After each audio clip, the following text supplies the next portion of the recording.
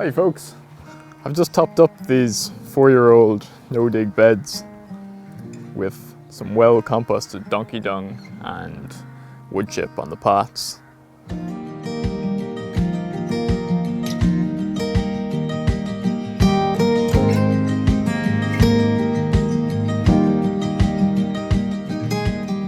I've been using this mould I made from 4x2 to keep all of my beds equally sized and spaced. It also saves some time, since I can just pour the wheelbarrow straight into it, and then rake it out to create an even surface and break up any large clumps.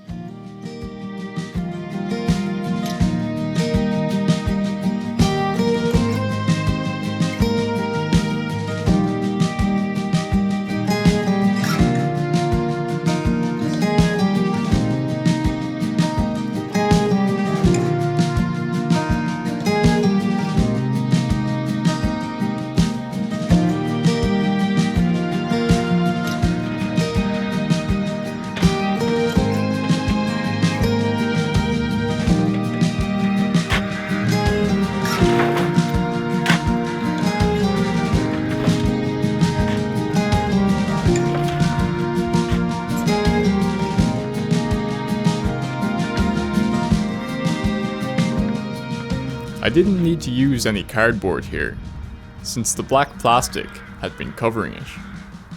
But if there had been a lot of weeds, cardboard would be essential.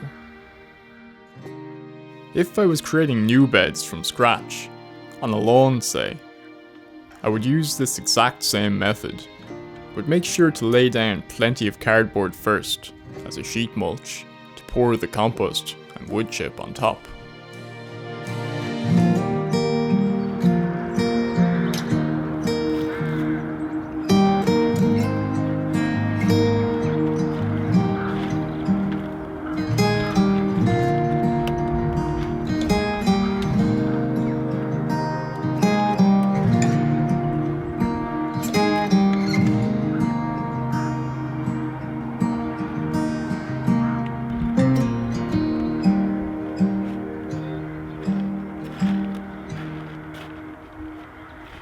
It's a lovely day in spring here, and we've got some nice warm days and nights ahead of us.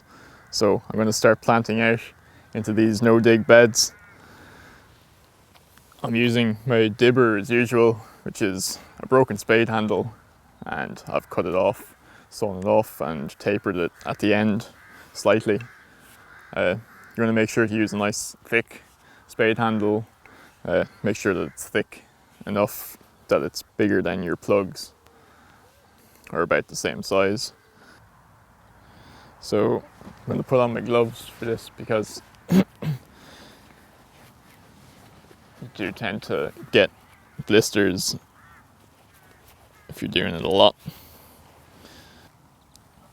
So I push down and then you give it a little twist so that stuff doesn't fall back down into the hole, and keep going at that.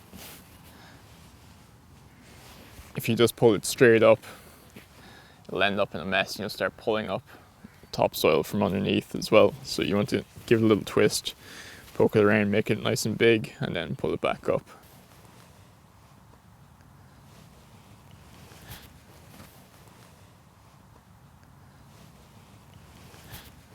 This is coriander, so it likes to be pretty close together, about 10 centimeters or 4 inches apart.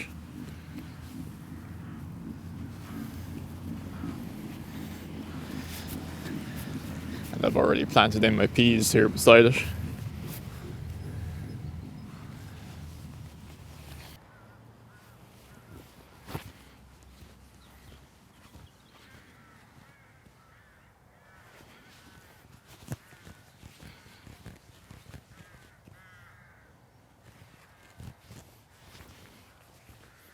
These are 75 centimeter beds, or 2.5 feet, I think. And I think that's the perfect bed size. It means that you can straddle the bed like this, or you can work at it from the side, and you're never overextending your back, which is really important because you really feel it at the end of a season if you've been trying to overextend yourself.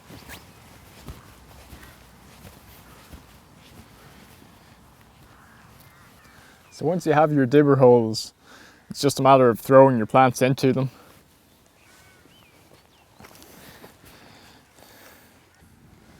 You don't have to be over careful with it. Just place them in and off you go. Make sure that they're nice and damp before putting them in.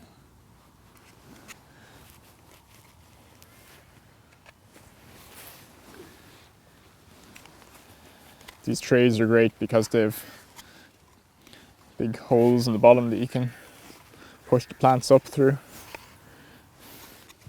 I've talked about them before in the seeding video that I did, the sowing video.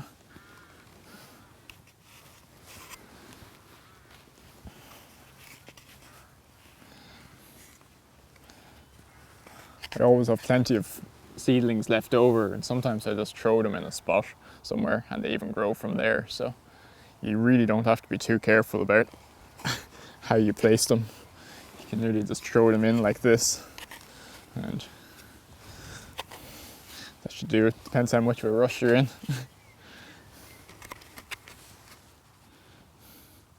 But it's a nice day in spring here, and it's a nice day to be out in the garden, so we'll take it easy.